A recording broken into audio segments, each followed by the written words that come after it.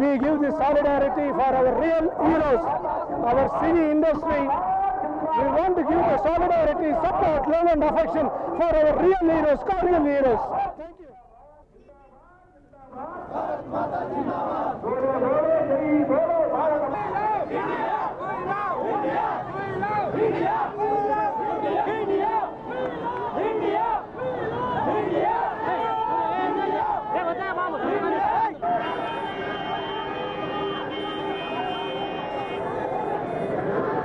And this rally should be an inspiration for our soldiers who's been fighting to their lives for the country. So my humble salutes to the soldiers.